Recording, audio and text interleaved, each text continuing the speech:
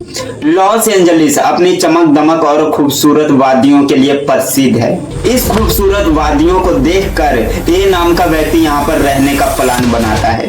वह अपने मेहनत से कमाए हुए पैसे का घर बनाता है, अपने मेहनत से कमाए हुए पैसे का गाड़ी खरीदता है और अपने मनपसंद का सामान खरीदकर उस घर में लगाता है। बहुत हंसी खुशी अपने परिवार के साथ अपना जीवन काट रहा होता है, लेकिन अचानक उसकी जिंदगी में एक रात ऐसा आता है जो वह कभी अपने सपनों में भी नहीं सोचा होगा। वह अपने परिवार के साथ खा रहा होता है, अचानक खिड़की से बहुत सारे धुएं अंदर आने लगता है। यह देखकर वह बाहर जाता है और सीधा उसका नजर अपने गाड़ी पर पड़ता है।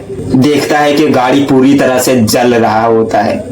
जैसे ही वह अपना नजर ऊपर उठाता है, आग के लपटे उसके घर को घेर रखा होता है। यह देखकर वह व्यक्ति जल्दी से अंदर जाता है और अपने पूरे परिवार को अंदर से बाहर लाता है और आग के लपटों को बुझाने का प्रयास करने लगता है।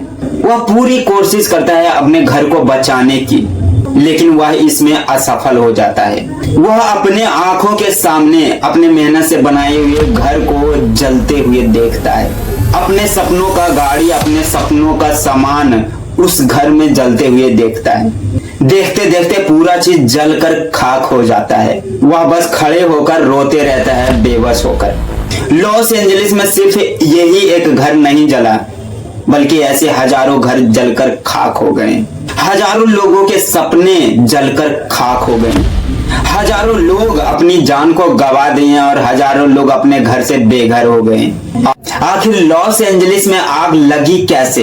लॉस एंजलिस में लगी आग कितना नुकसान पहुंचा सकता है कैलिफोर्निया को? आखिर इस आग को बुझाने के लिए किन किन उपकरणों का इस्तेमाल किया जा रहा है? आखिर लॉस एंजलिस एक छोटे से गांव से इतना बड़ा शहर कैसे बन गया? आखिर कितने परिवार से यह शहर बना था और इसकी स्थापना कब हुई? और आखिर पिंक लिक्विड है क्या और यह कैसे काम करता है? आखिर ये शांता हवाएं है क्या?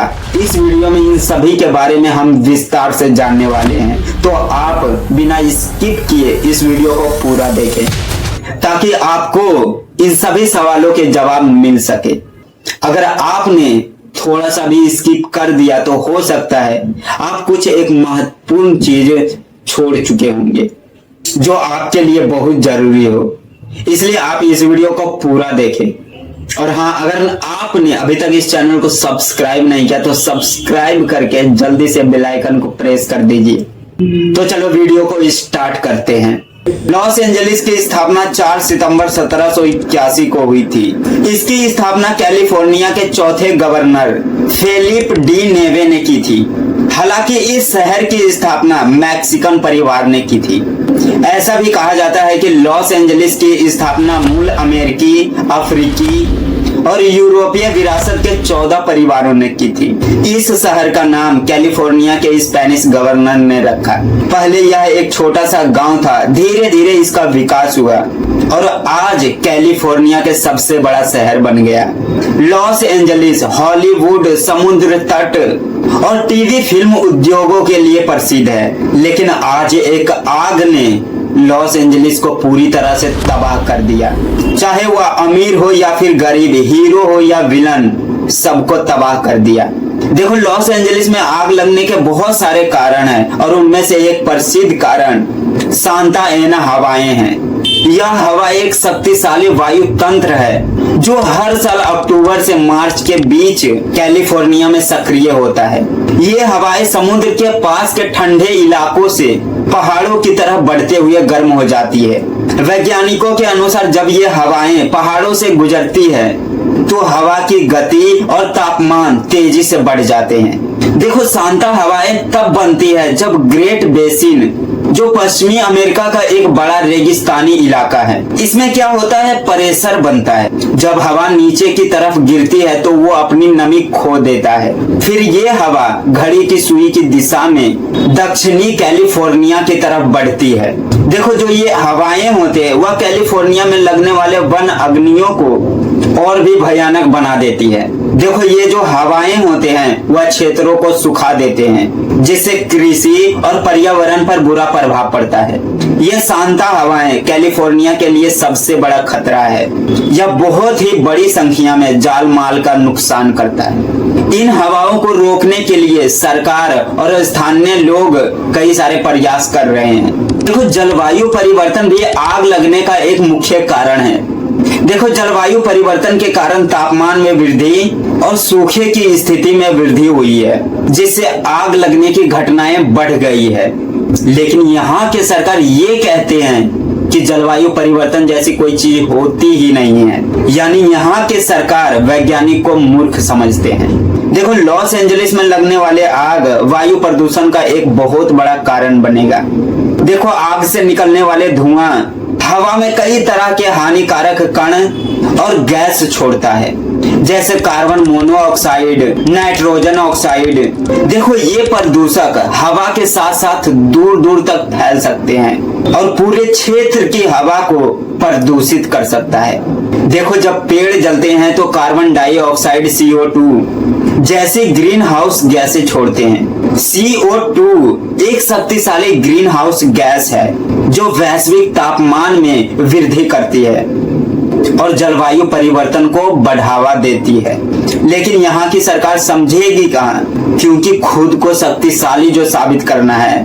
देखो लॉस एंजलिस में लगने वाले आग के कारण कई सारे जीव जंतु मारे गए हैं, कई सारे पौधों की प्रजातियां, कई सारे जीवों की प्रजातियां मारे गए, कई सारे पक्षी, कई सारे कीट मारे गए, कई सारे जंतु मारे गए, कई सारे जानवरों के घर, कई सारे पक्षियों के घर उजड़ गए। जानवर और पक्षियों के साथ साथ यहाँ तक इंसानों के घर भी नहीं छूटे। कई सारे लोग इस आग में जल गए और कई सारे लोग अपने घर को अपने आंखों के सामने जलते हुए देखे। कई सारे लोग अपने घर से बेघर हो गए, कई ने तो अपनों को अपने आंखों के सामने जलते हुए देखे। आग से निकलने वाले कुछ प्रदूषक बादलों से मिलकर अम्लीय वर्षा करवाते हैं। इस अम्लीय वर्षा से मिट्टी, पानी और इमारतों को खतरा पहुंचता है। जैसे एग्जाम्पल में ताजमहल को ले लो। पहले क्या था, ताजमहल का रंग पूरा सफेद था, लेकिन आज अम्लीय वर्षा के कारण धीरे धीरे पीलापन पर आ गया। देखो भारत सरकार को भी प्रदूषण रोकने का पूरा प्रयास करना चाहिए, जिससे कि हमारा पर्यावरण संतुलित रहे। देखो लॉस एंजलिस के आग बुझाने के लिए पिंक लिक्विड का इस्तेमाल किया जा रहा है। अब आप सोच रहे होंगे कि ये पिंक लिक्विड है क्या, आखिर ये काम कैसे करता है। देखो इस पिंक लिक्विड को फायर रिटार्डेंट कहा जाता है।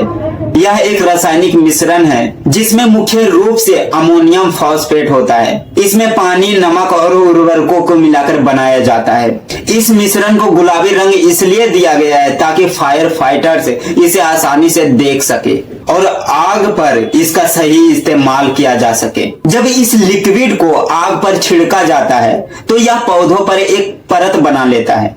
यह जो परत होता है वह ऑक्सीजन की सप्लाई को रोककर आग को फैलने से रोकती है।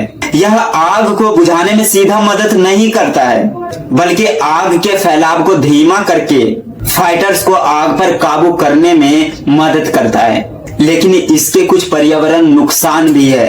यह पर्यावरण के लिए हानिकारक हो सकता है, मिट्टी और पानी को प्रदूषित कर सकता है। यह पौधों और जानवरों को नुकसान पहुंचा सकता है। इसका इस्तेमाल करते समय पर्यावरण का पूरा ध्यान रखना पड़ता है।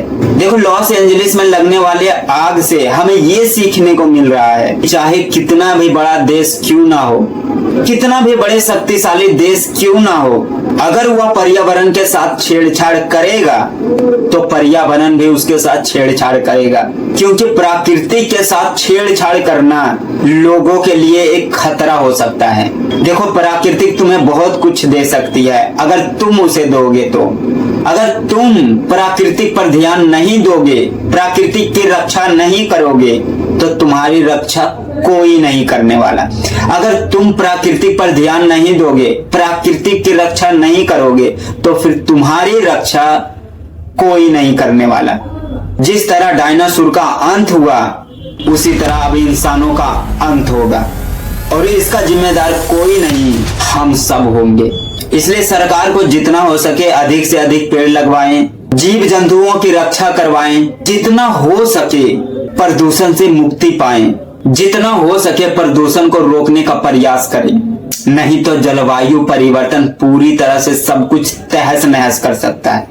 अगर आपने इस चैनल को अभी तक सब्सक्राइब नहीं किया तो सब्सक्राइब करके बेल आइकन को जरूर प्रेस कर दें। और हाँ, अगर आपने वीडियो को शेयर नहीं किए हो तो जल्दी से अपने फैमिली रिश्तेदारों को शेयर कर दें। Thank you. जय हिंद।